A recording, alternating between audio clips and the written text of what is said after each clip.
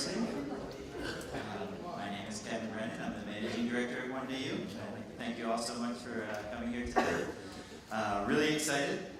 So as most of you know, One Day U's mission is to find the most interesting professors from colleges and universities around the country, take them off campus for a little while, and let them share their thinking and research with, more often than not, people who have most recently been on campus either visiting their kids and actually attending themselves, which I think we've fulfilled that mission tonight with Professor Schwartz, who's just a terrific speaker, great professor, very interesting and fascinating. So I think we're in for a good night.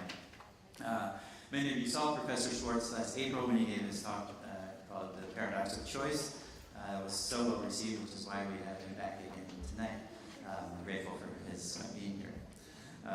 So we're also excited because we're trying something a little bit different tonight, which Professor Schwartz will tell you about when he gets up here. So hold on and see what's in store. So without further delay, Professor Barry Schwartz studies the link between economics and psychology, offering startling insights into modern life. He is the Dorwin Cartwright Professor of Social Theory and Social Action in the Psychology Department at Swarthmore College, where he's taught for 30 years. Professor Schwartz's research has addressed decision-making, the creation of values, interaction of morality and self-interest, work satisfaction, and basic learning processes. He's the author of several books, including The Paradox of Choice, Learning and Memory in the Battle for Human Nature, Science, Morality, and Modern Life. Tonight, he's here to discuss practical wisdom. Please welcome Professor Barry Schwartz.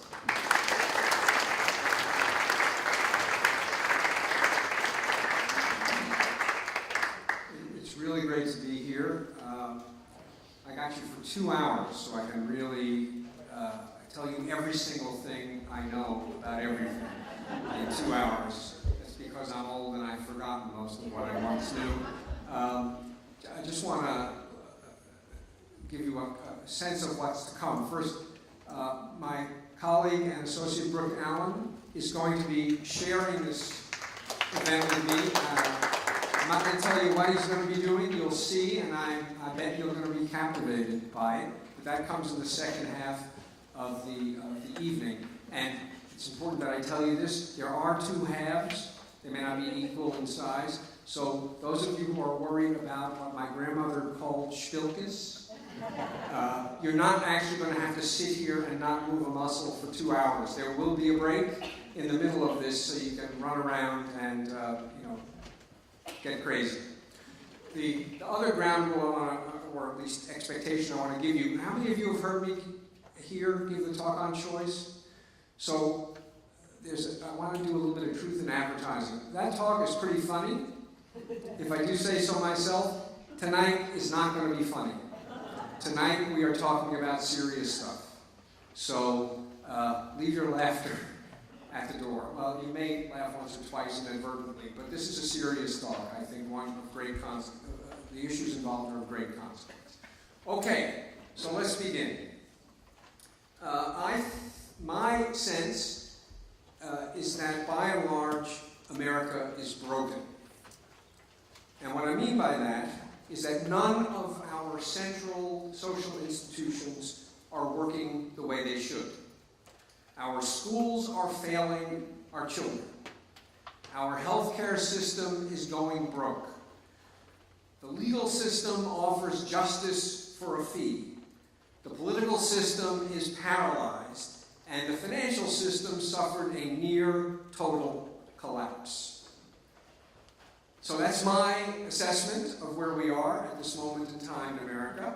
And people who agree that we are in the midst of troubled times wring their hands and ask, what can we do to fix our schools, our health clinics, our legal system, our political system, and our financial system? And when they try to figure out how to fix these broken systems, invariably they come up with 2 ideas. Idea number 1 is, how can we make better rules so that the bankers won't behave irresponsibly, the teachers will teach what they're supposed to teach, the doctors will treat us in the way they're supposed to treat us. How can we make rules that are basically foolproof or idiot-proof? That's one solution. The second, how can we create smarter incentives so that if people do good, they will also do well? Rules and incentives, sticks and carrots. What else is there?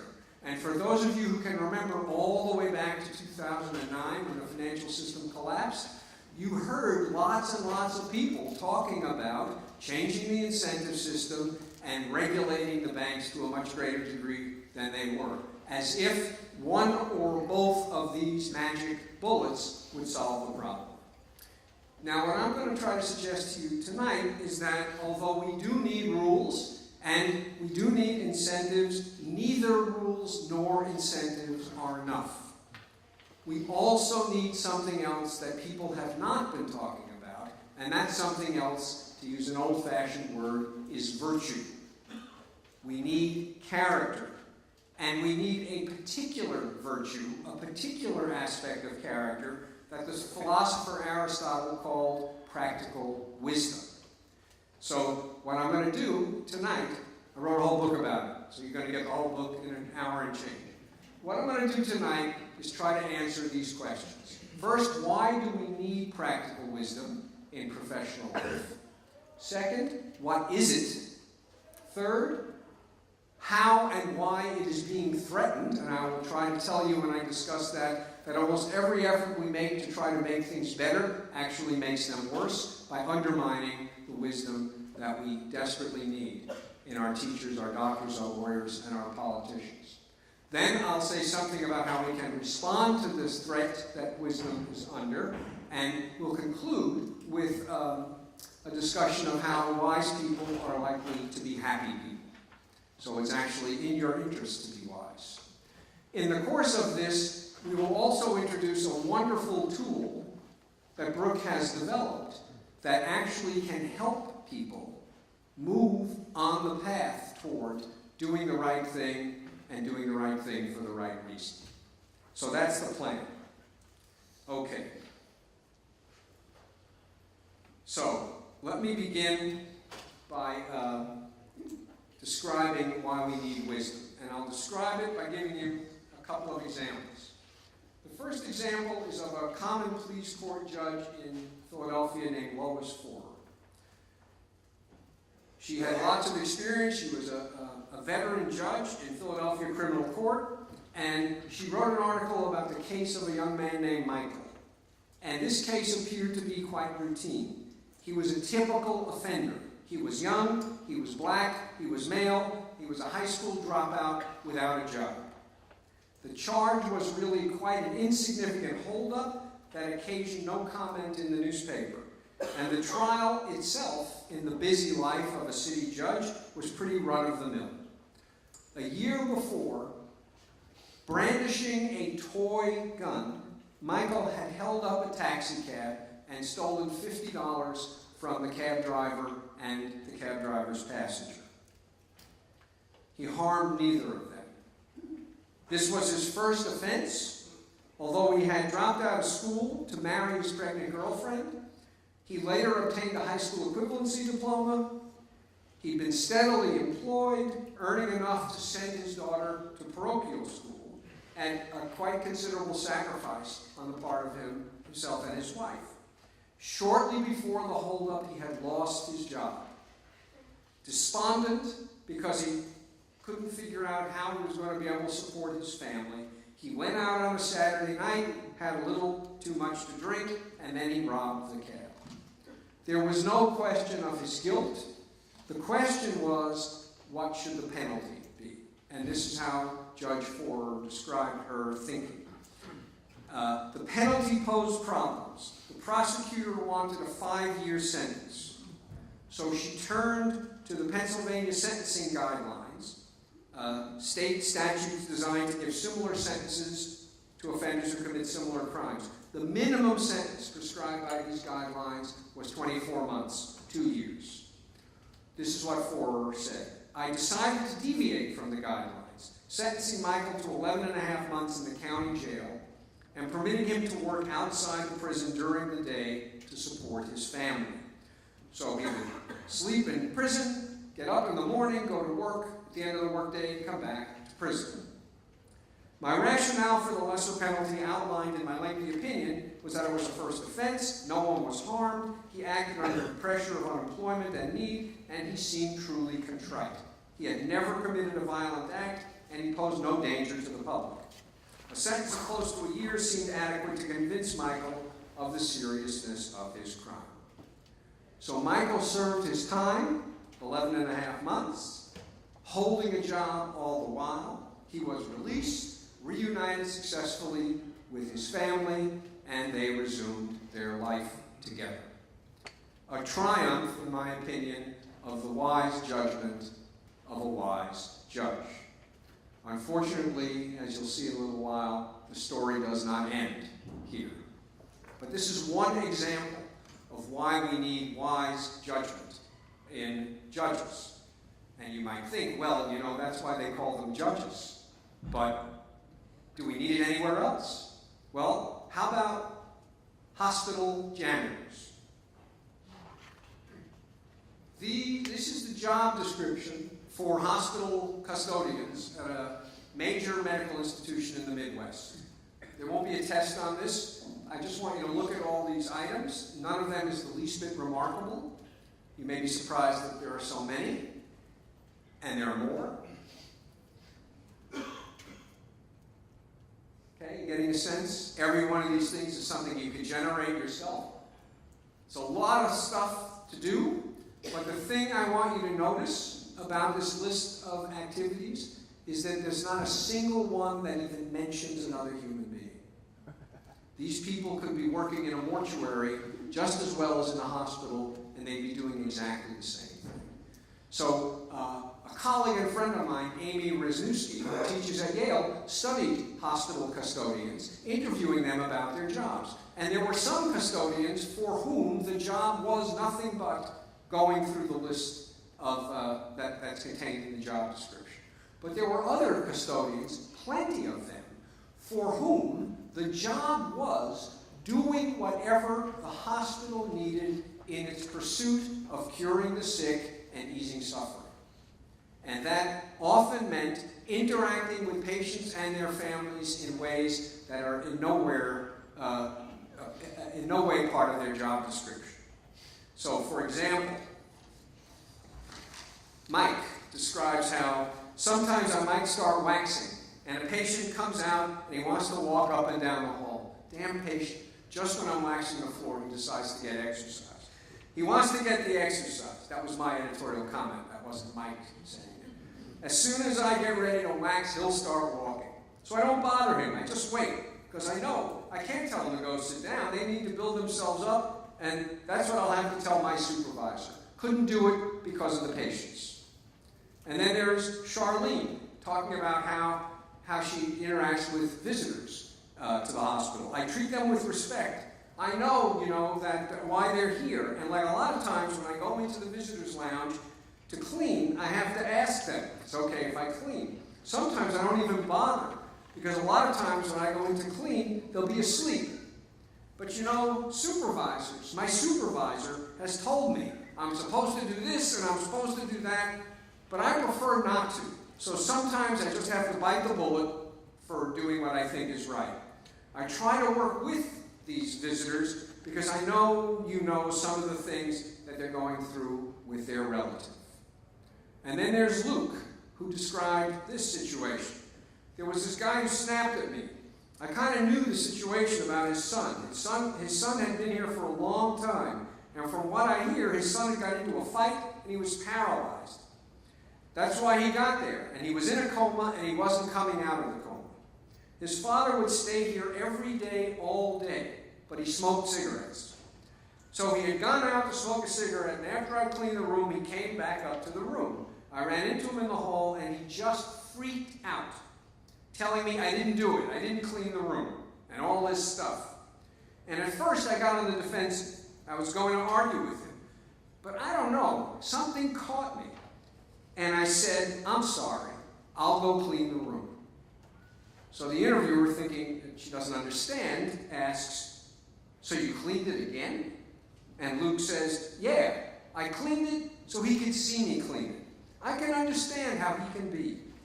It was like 6 months his son was here. He'd be a little frustrated, and so I cleaned it again.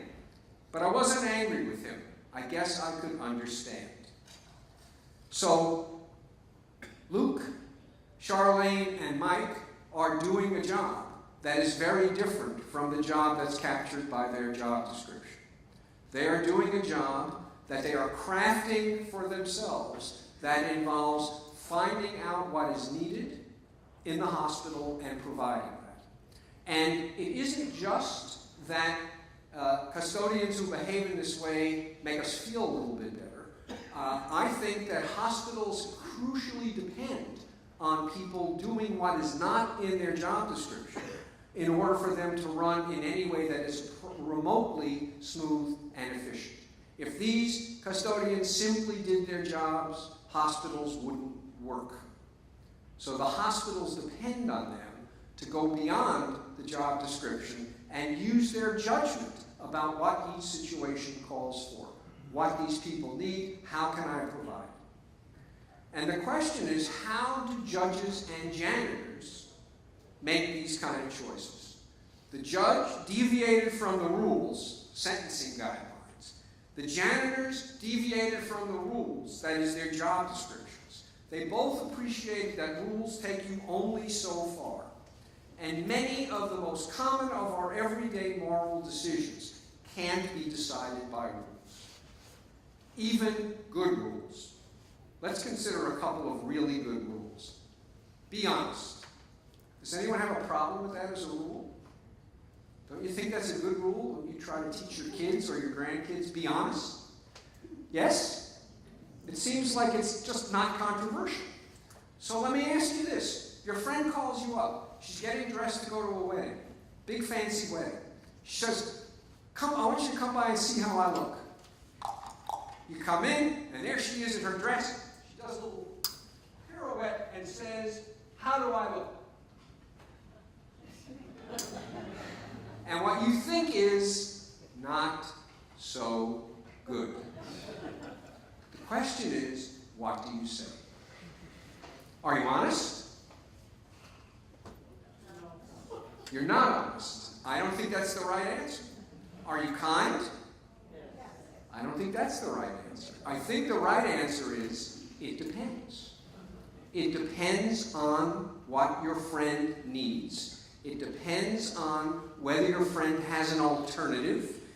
And unless you know your friend well, you don't know whether this is a circumstance that calls for honesty or one that calls for kindness.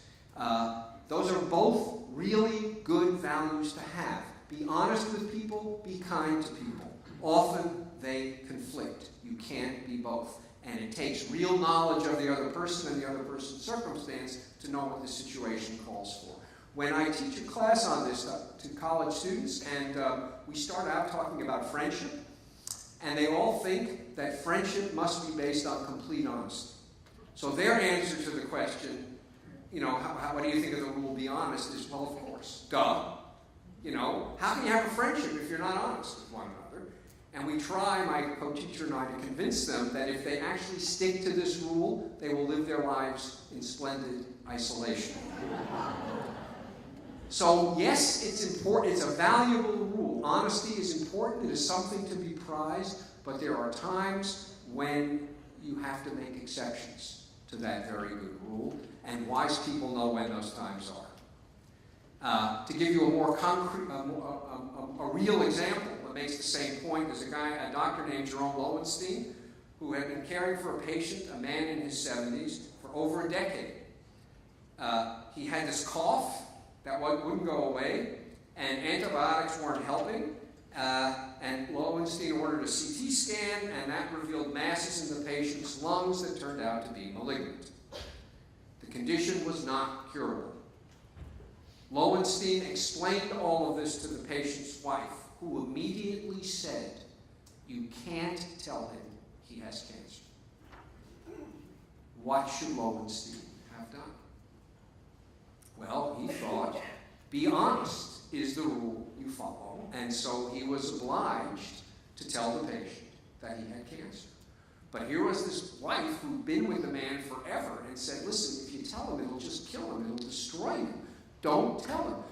Give him, prescriptions, give him tests. He'll do anything you tell him to do. Just don't tell him he has cancer.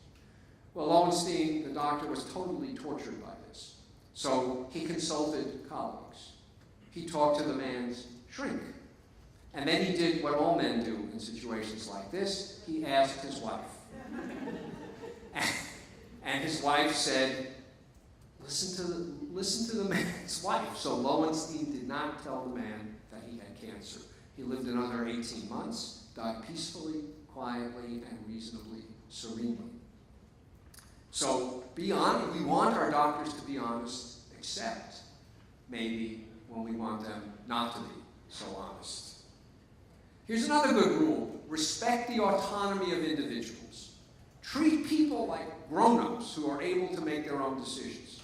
Yes, it's hard to fault that rule. So if you're a lawyer and your client wants you to get something, is your responsibility simply to be a zealous advocate and help the client get whatever the client wants? Isn't that what it means to respect people and treat them as autonomous? Or are there not some occasions, any lawyers in the room who are willing to admit it? Aren't there occasions when instead of being a zealous advocate for a client, what you really need to be is a wise counselor, trying to convince your client that what he or she wants isn't what he or she should want? Well, under what circumstances do you become a zealous advocate? And under what circumstances do you become a wise counselor and basically try to nudge your client in a direction that's different from the direction that he seems to want to go in? Wise people know how to make this decision. They're both valuable things. They're both good things to be doing. Being a good counselor is a good thing. Being a zealous advocate is a good thing. But they are often in conflict, and wise people know how to resolve that conflict. Another good rule, be fair. This comes up all the time in schools and when you are raising children. Be fair. Now, what do your kids think that means? Near as I can tell, what they think it means is when my sibling is getting more than I am, give me the same amount. When my sibling is getting less than I am, that's okay. Be fair, we typically mean by be fair, treat everyone alike. If you raise your kids that way, you're a crappy parent, because each kid needs something different. What be fair ought to mean is give each kid what he or she needs. That's the way parents try to raise their kids when they're operating at their best. It's the way teachers try to teach their students when the teachers are operating at their best. You care equally about the welfare of each child in your class or each child in your family. But because you care equally about the welfare of each child, you're going to figure out exactly what each one of them needs and do your best to provide it. That's a very different notion of fairness than simply treating everyone alike. So, rules are nice. Rules provide us with anchors. Rules provide us with guidelines, but they are almost never enough. They establish moral standards, but the way I think about rules is that they're kind of like a roadmap. People in this room are old enough to know what roadmaps are. Some of you. You know what they are? They're these things that unfold and they basically take up the whole front seat of the car. They don't exist anymore, but they used to exist. So, imagine a roadmap that tells you how to get to Chicago, but none of the streets in Chicago are marked. And you want to get to a particular street. Now, you'll never get to that street unless you get to Chicago. So rules get you to Chicago, but they don't get you to the street. In order to get to the right street, you need to figure out how to adapt, modify, make exceptions to the rules. That's my understanding of the role that rules play and the limitations of rules. So it takes judgment to know whether, when, and how to apply rules. But judgment is not enough. Imagine the skilled judgment of a lawyer being used now to manipulate people to serve the lawyer's end and not theirs. I'm so good, so wise in my understanding of other people that I can bend other people to my will and make myself better off. So you need skill. Judgment is a kind of skill, but you also need will. You need to use the skill in the service of the right aims, which in the case of lawyers is serving clients, in the case of doctors is serving patients, in the case of teachers is serving students.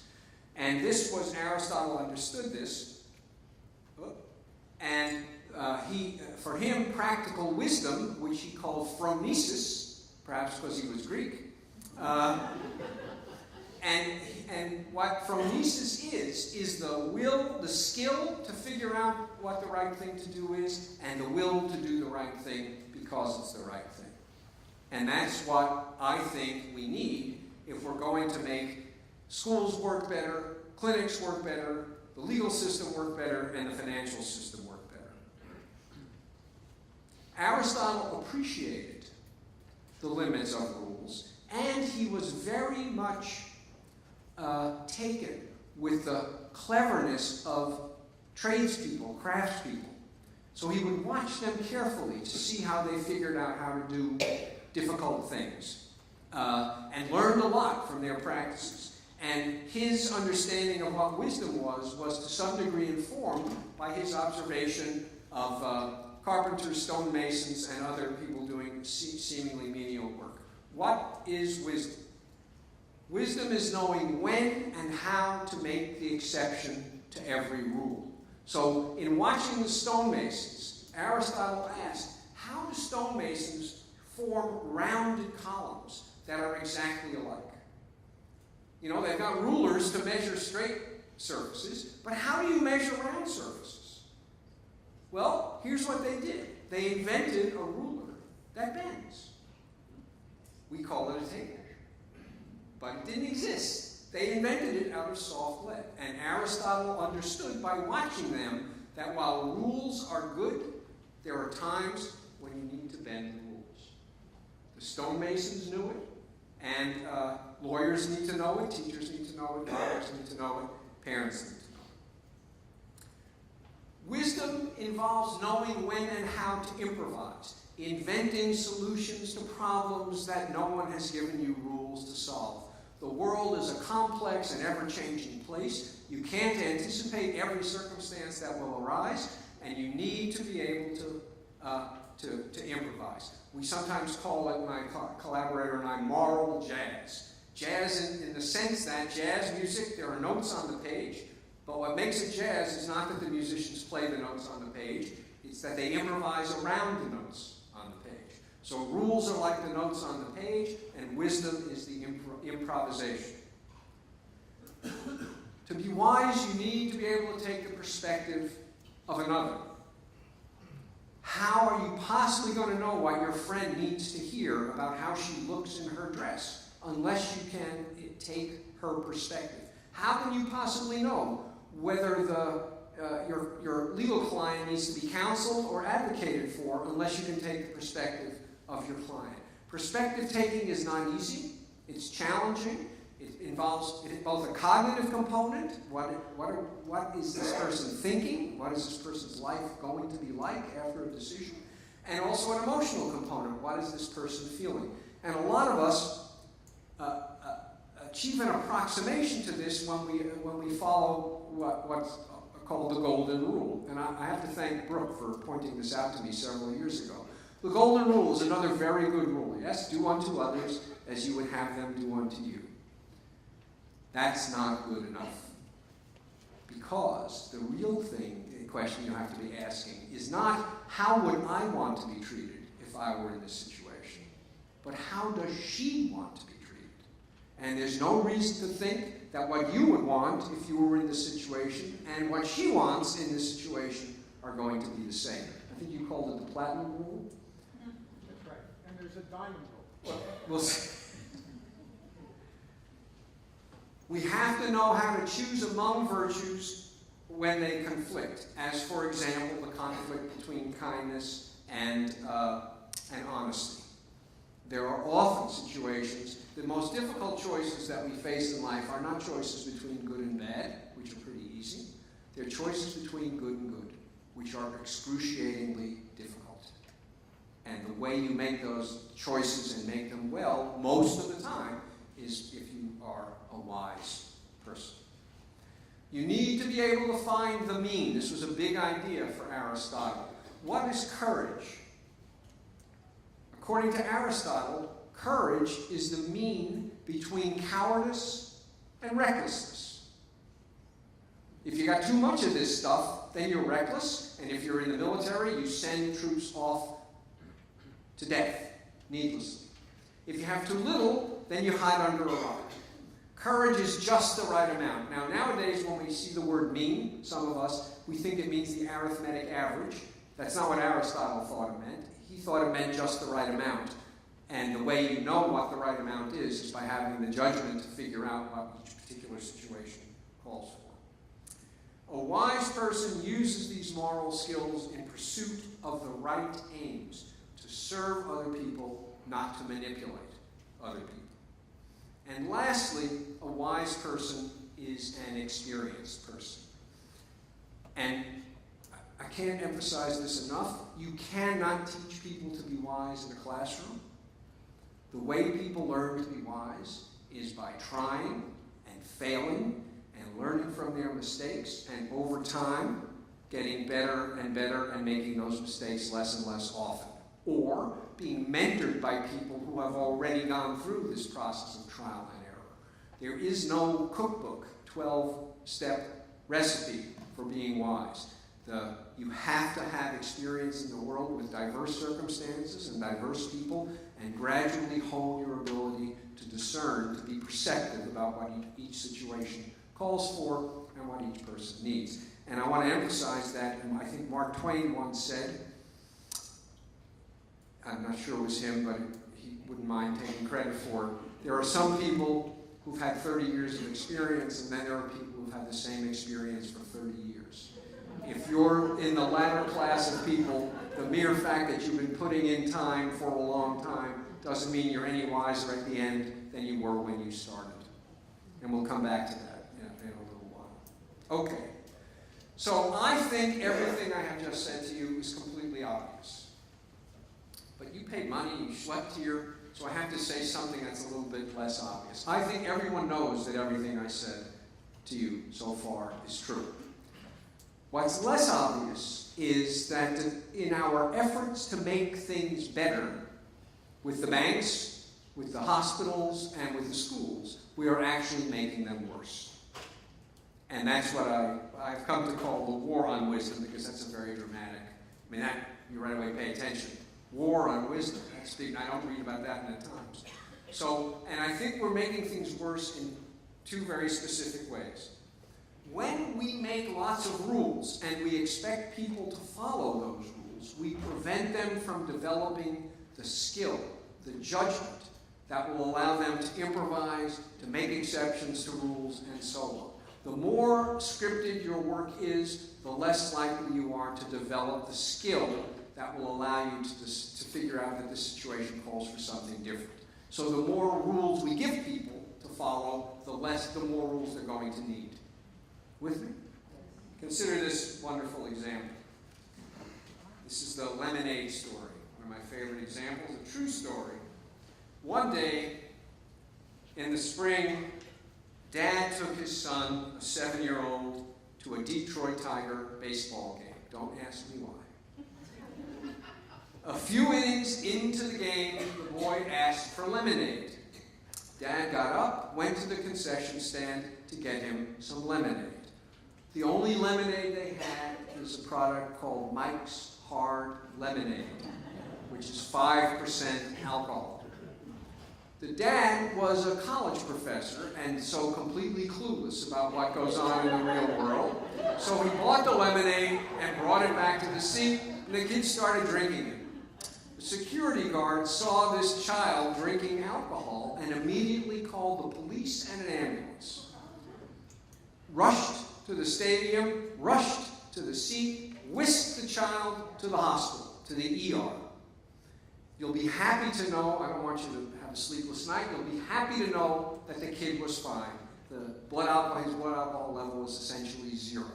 So the medics are all set to let the child and his dad go, and the police say, not so fast. And they put the child in a foster home. We hate to do it, they said, but we have to follow procedure. A few days later, they come before a magistrate. And the magistrate hears the facts and says, okay, the boy can go back home, but only if his dad checks into a hotel.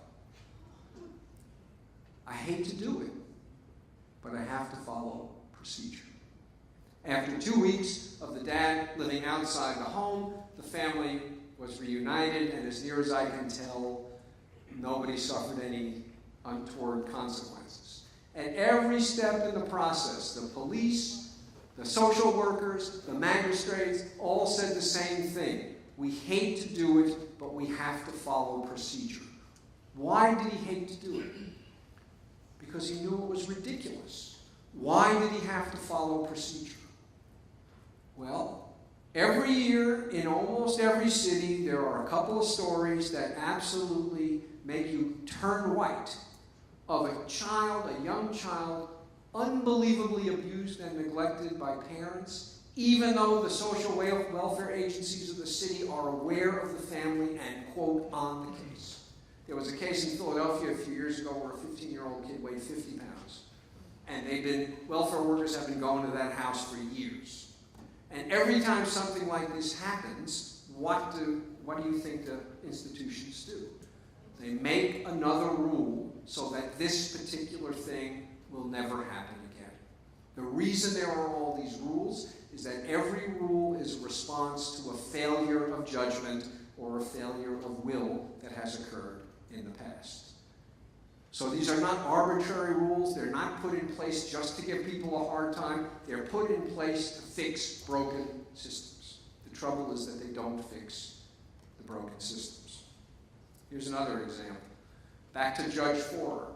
The prosecutor was really angry that Michael was sentenced to less than a year in jail, so he appealed the sentence.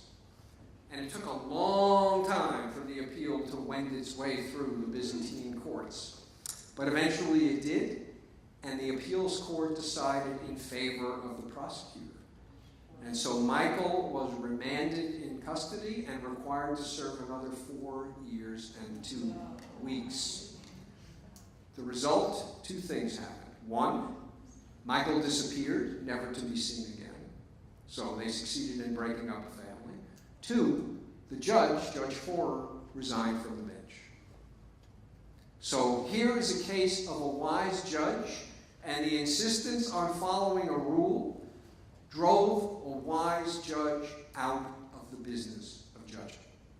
She came to the conclusion that judging no longer permitted the use of judgment, and that was no longer an occupation that she wanted to have anything to do with. Education. Everyone thinks teachers are terrible. Any teachers in here? Everyone thinks some teachers are terrible. And when you have teachers who you think are not up to snuff, what do? You give them a curriculum to work through that is essentially bulletproof. Follow the script. And I don't care, you don't have to be good. I'm good and I wrote a great script. You just follow the script and everything will be all right. So here's a script that the kindergarten in Chicago followed. And this was day 53 of the year in teaching kindergarten. And Christine Jabari was the teacher at the Joyce Kilmer Elementary School. She opened up this thick white binder on her desk to the lesson for day 53. 20-odd thousand other Chicago teachers had identical binders crammed with goals, conversation starters, and step-by-step questions. What she saw was this. I won't read you the whole thing because I think you'll slit your throat, so I'll just read a little of it. Script for day 53. Title, Reading and Enjoying Literature. Words with B. Text, The Bath. Lecture, assemble students on the rug or reading area. Give students a warning about the dangers of hot water. Give students a warning about the dangers of... Say, listen very quietly as I read the story. Say, think of other pictures that make the same sound as the sound that Bath begins with. These are some of the 75 instructions that she was supposed to follow to teach a 25-page book. Now, if this is what teaching is, what are the chances that people who teach are ever going to be able to develop the judgment that enables them to figure out how to reach each kid? I would say the chances are 0. And what are the chances that teachers who already have that judgment will stay in teaching? I would say 0. So this kind of practice either drives wisdom out of the profession of teaching, or it drives wise teachers out of the profession of teaching. And the more that this happens, the more true it becomes that without rules, you will get nothing but chaos. You've created a system that is completely dependent on rules because you've deprived people of the opportunity to develop their judgment. And this is what we are doing dramatically in education, dramatically in medicine, dramatically in the legal system, and I think in every case turning out that it fails to do the job. Okay. So that's the problem with too many rules. How about if we ease up on the rules a little bit and instead we focus on creating smart incentives? This seems, I mean, if rules are a problem, maybe incentives are the solution to the rules problem. Well, here's the problem with using incentives. I'll just give you a couple of examples. There was a daycare center in Israel. Parents were coming late to pick up their kids. The director said, "Don't come late." The parents kept coming late. The director said, "Please don't come late." Parents kept coming late. The director said, "It's not very nice to come late because the teachers have to stay." Parents kept coming in late. The director, having studied some economics, figured out the solution to this problem. You fine them for coming late. Roughly equivalent to a parking ticket. If you come late, you pay $20 fine. Now, parents already had one reason to come on time, right? It was their responsibility. Now you're giving them a second reason. It will cost them to be late. Smart, right? You do the same thing, wouldn't you?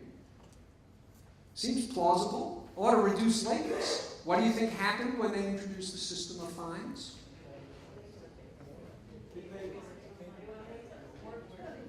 Lateness went up. Why? The title of the article that reported this finding was "A Fine is a Price." Now, we don't think a fine is a price. A fine is telling you, you did a bad thing, you transgressed, shame on you. It's not a price, it's a signal to you that you've misbehaved. But that doesn't mean that the people who get fined are going to think it's anything but a price. And what a lot of parents decide is that it's a cheap price for an extra 15 or 20 minutes at the office. I am happy to pay that price. So in effect, what you were doing was giving them permission to come late. So he kept the fine in place. Lateness kept going up and going up and going up, and finally, in complete frustration, he ended the fines. It was a failure. Experiment failed. What do you think happened to lateness now?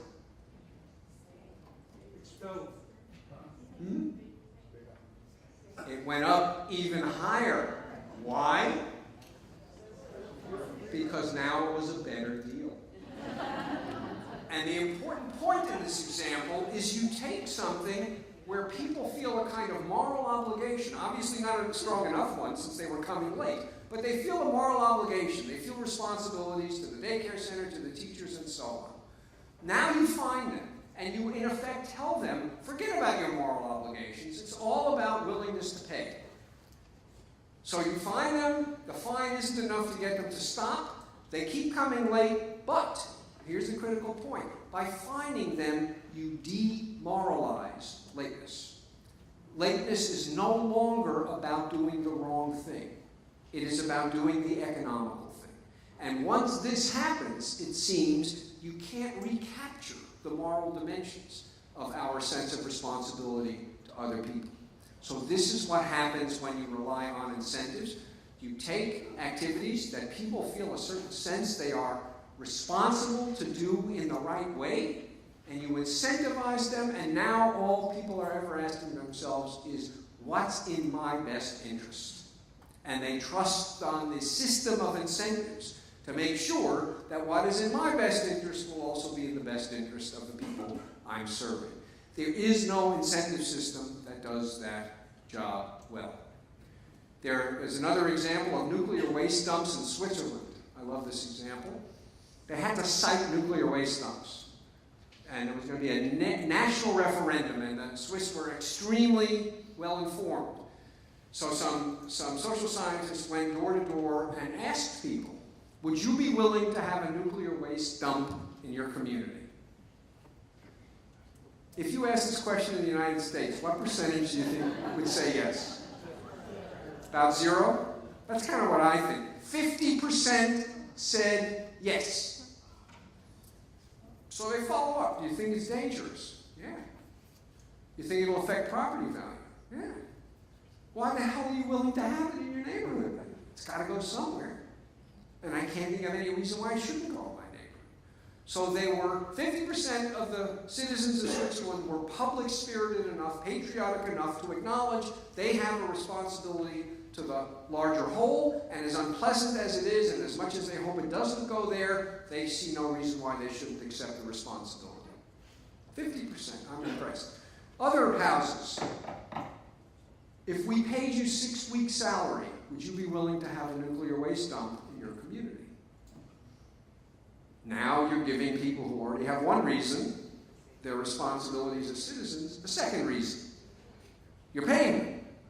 2 reasons ought to be better than 1. But by now you're wise enough to know that if that were true, I wouldn't be telling you this story. Now 25% of people say yes. Why? Because when you offer people a payment, you are in effect telling them how to think about this issue. You are telling them the way to think about this is to calculate what's in your best interest. And all of a sudden, the responsibilities as citizens go out the window. And it turns out that when all people are thinking about is what's in their best interest, there's no amount of money that you can pay people to make them willing to have a nuclear waste dump in their communities. So once again, incentives backfire. Big test in schools, to forget, these are research projects, this is real life. What happens when we create a system where how teachers get paid, whether they get promoted, whether schools stay open, whether principals get fired, depends on how well kids do on these end-of-the-year big tests. What happens? Do kids' test scores go up? Yeah, they do. Why do the test scores go up? Well, there are 2 reasons. The benign reason is because they teach to the test. So do kids learn any more? No. But they learn how to answer questions that are on the test. That's the benign explanation. There's a more malignant explanation, which has come to light in many states, including mine, and New York, and Georgia. Teachers cheat. They get the bubble sheets and they change the kids' answers. Teachers have been caught, they're being prosecuted, and a bunch of them are likely to end up in jail. So what happens when you create an incentive system where teachers do well by doing good? They find out a way to do well without doing good. Isn't that astonishing? How could that possibly happen? It's amazing that something like that could happen. The financial collapse occurred when more financial institutions were paying a significant portion of people's salaries as performance contingent bonuses than had ever been true in the history of the financial system. And the idea was that these performance contingent bonuses were going to make it so that these folks in the financial system would do their best to do well by their clients, because how much they earn depended on how much money they earned their clients. Forget salary. Salary is just incidental, Yeah, you get a $500,000 salary, but the real money comes in performance bonuses. I wish this was an exaggeration. The real money comes in performance bonuses. So it was unprecedented. And this was finally going to solve the problem of how do we keep people in the financial industry motivated to do well by their clients. And the result was a complete unmitigated disaster that I suspect American society and maybe the whole world society is going to be paying for at least a generation, because it's going to take that long for the unemployment rate really recover. So this is what incentives do. To summarize, we are making war on wisdom because rules undermine the development of moral skill and incentives undermine the development of moral will. And together, they create a kind of downward spiral. The more we rely on these tools, the less wise people are, the less committed they are to doing the right thing. The less wise people are and the less committed they are to doing the right thing, the more we need to rely on rules and incentives. But the more we rely on rules and incentives, the less wise people are and the less committed they are to doing the right thing. The very use of these tools to fix things moves the desired goal further and further from our grasp. Another model is needed, and the astonishing and sad thing is that there is virtually no conversation of what this other model might be. And that's why I'm talking to you tonight, because I think the other model is indeed to cultivate character, to cultivate wisdom. And the question is, how do we do that? And I'm going to tell you a little bit about how we do that, and then I'm going to let you all take a break. Oops, I don't mean to show you that. First, we need to appreciate the importance of wisdom. Encouraging it is not a central aim of, I would say, any academic or professional organization that I'm aware of. The discussion that I am having with you tonight, you will not find occurring any place where people are actually being trained to provide us with the services that we rely on. We have to be able to show the people who we train and supervise what wisdom is and why it is critical to being a good professional. We can't serve other people well unless we have the moral expertise and the moral will, the motivation to use that expertise. So we need to make sure that people appreciate that this is important. We need, secondly, to figure out how to nurture wisdom instead of undermining it. As teachers, we need to relinquish some control. We need to allow the people we're supervising to take initiative and to make mistakes and to learn from those mistakes. Now, not every mistake is acceptable. I think we don't really want the surgeons we're training to feel free to make mistakes when they're doing heart valve replacements.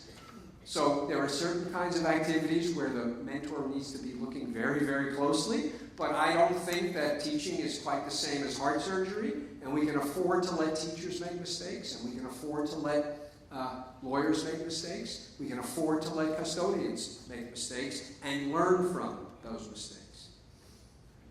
We need to resist the temptation to confront every problem by reaching into our toolkit and pulling out carrots and sticks. Incentives and rules can certainly change behavior. But the problem is they change behavior at a very high price, and the price is that they corrupt our intent to do right by other people. And one last thing, we need to remoralize the work people do. We need to remind people of the aims, of the telos, Aristotle's word, of their organizations. These hospital custodians that I described, their job was to serve the telos of the hospital, easing suffering, curing disease. It was not just to wash floors. One of them said that her principal role was to prevent hospital-borne infections from spreading. So by washing and waxing floors and emptying trash and doing all this stuff to keep the spaces clean, she was working to prevent hospital-borne infections. And that motivates the hell out of people who would otherwise basically be just janitors. There's a wonderful study that a colleague of mine at Penn, Adam Grant, did to illustrate this. There's a job that undergraduates sometimes get. You cold call alums and ask them to make contributions. So here you are. Huh? You did it? At dinner, oh, well, when else? You want to make sure you call them when they're home. So you call them at dinner time just as they're taking a sip of the 1942 Cabernet that we're saving for just this moment. You call them, and you say to them, probably not in exactly this way, you say something like, well, let me see, you spent $200,000 getting educated here. How about if you write us a check for another 10? Right? So this is a job that you get no yeses. The undergraduates spend 3 hours doing it, click, click, click. Nowadays with caller ID, they don't even bother picking up the phone. Oh my God, it's Johns Hopkins again. So the hit rate is close to zero. And in fact, they're very unproductive. Once in a while they succeed. It's a horrible job getting kicked in the face, 50 times an hour for 3 hours. So here's what Adam Grant did. He went to one group of these callers, and he played them a video of an interview with a student from the university who had gone to the university thanks to a scholarship. He would never otherwise have been able to afford it. And the scholarship had been produced by contributions from alums just like the ones who were being solicited, cold called on the phone. That was it. 10-minute interview. I am so grateful to the efforts people made to raise money so that I could go to this school instead of going to some other school. I could never have afforded this school otherwise. The number of calls that students made in an hour went up by 40%, and the number of successes more than doubled. Just by reminding the people doing the calling that there was actually a noble purpose behind the solicitation. We can't take it for granted that people will ask and answer the question, why am I doing this? Who is being served? It is our responsibility to make sure that the answers to those questions are embodied in the day-to-day activities of leadership and in the day-to-day activities of every other participant in the organization. When you remind people that there is a noble purpose, now not every activity has a noble purpose, but many do. If you remind people that there's a noble purpose, they will seek to be excellent at achieving, at securing that purpose, or at serving the organization's aspirations to secure that purpose. Their work will be better. As a result, they'll be much more satisfied with their work as well. So we can't take this for granted. We have to sing from the rooftops why what we do is worthwhile and make sure the people who work with us understand that. Okay, one last thing and then a break. One way people learn, I think, about wise practice is and about what the noble purposes of lots of activities are. We're going to see another way after the break, but one way that people learn is by hearing about good examples. Good examples from actual practice. There's a guy named Ray Anderson who made carpet tile. It's a wonderful story. He got immensely wealthy making these 1-foot square carpet tiles that every airport in the world has. And he had more money than he could possibly know what to do with, but this was an extremely polluting industry.